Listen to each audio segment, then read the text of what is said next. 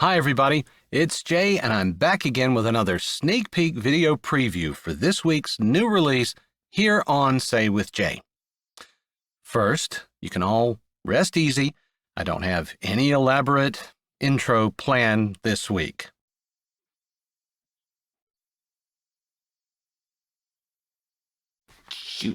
I would like to say though, really quickly, that now with Father's Day and Memorial Day behind us, we're into the thick of summer, and here in Georgia, like a lot of places around the country, it's really hot. We're in the middle of a pretty stout heat wave.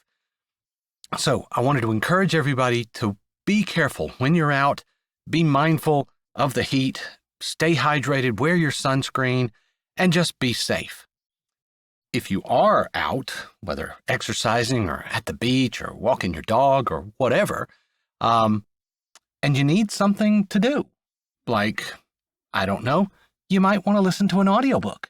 If you're inside in the air conditioning and you need something to do, maybe something by a USA Today best-selling sweet romance author. Perhaps. If you need a suggestion, I can most certainly set you up.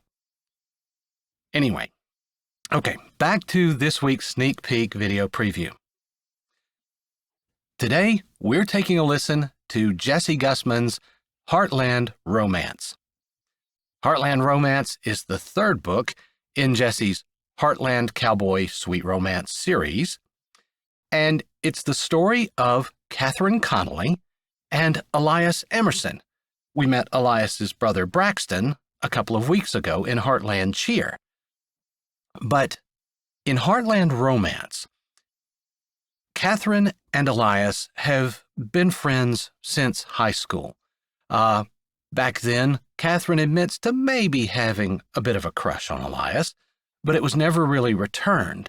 And so they just became really close friends, to the point where she almost considers his family her family. And it's one of those relationships where Catherine is super supportive of Elias, and he's not really aware of everything that she's done for him to help make him into a successful businessman.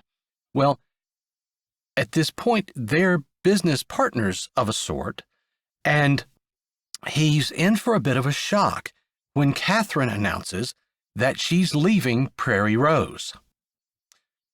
It's a classic story. To paraphrase one of the Amazon reviews that Jessie had for this book, it's a classic story of not knowing what you've got until it's gone. Can Elias manage to get Catherine to stay? And who knows, maybe have that friendship develop into something more?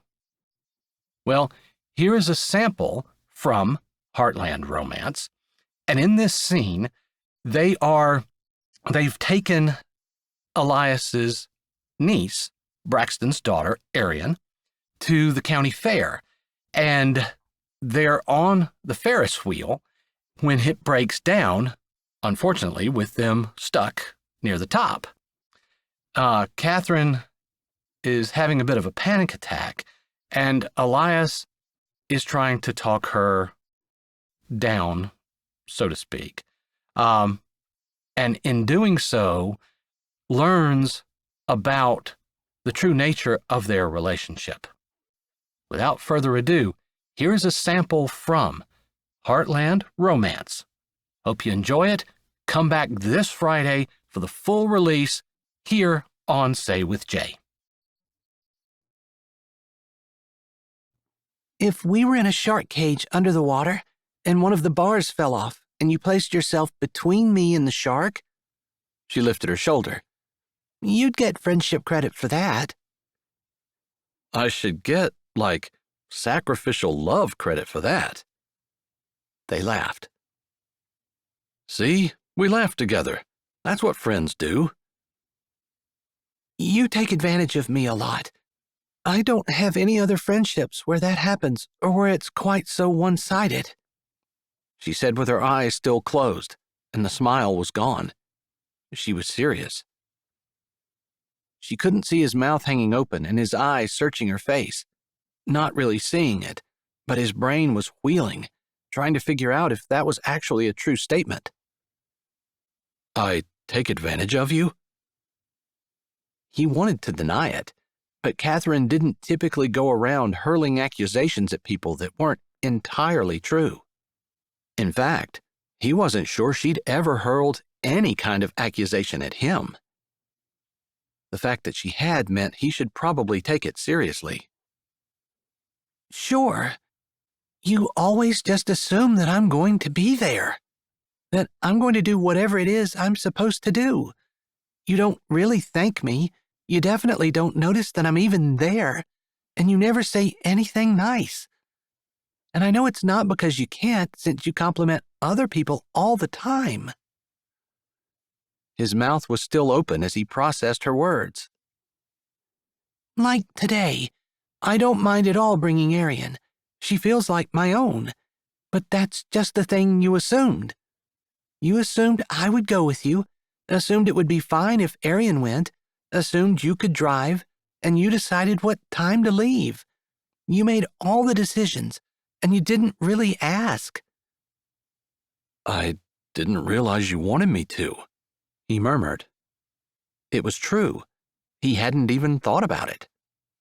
She just went along with whatever he did, and it didn't occur to him to check with her every time he had something to do. But I guess that's not really a big deal, necessarily. It's just, I know what you eat.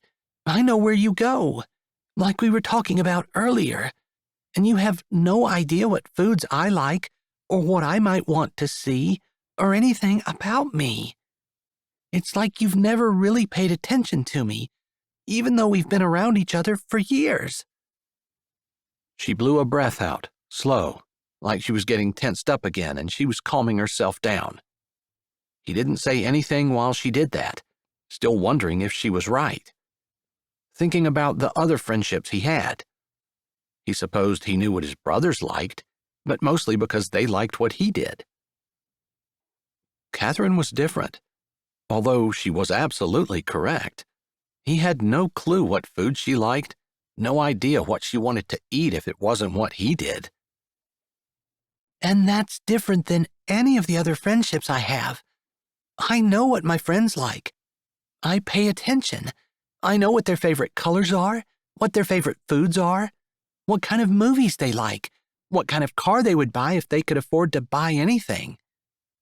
Just stuff that people know about each other when they're friends and they like each other. Stuff that I know about my friends, that I know about you. She opened her eyes and looked at him. You have no clue about me. It feels like I'm putting a lot more into this relationship than you are. And that's not really a friendship. It's not really a balanced relationship. So, this is a toxic relationship for you? He asked, feeling a little blindsided, like he'd been doing something wrong and she'd never said anything. No. Her voice didn't raise, but it was emphatic. Absolutely not. That's not what I was trying to say. Just, I guess maybe, I like you more than you like me, and that meant I put more of myself into our relationship. It's not toxic, but it's probably time that I face the fact that we're not really great friends, even though we've spent a lot of time together. Hi, this is Jay, and thanks for listening. If you're ready for another great audiobook, here's one we think you might like. Or check out the playlist with all our latest releases. Don't forget to subscribe to Say with Jay, give this video a thumbs up, and tell us what you liked in the comments.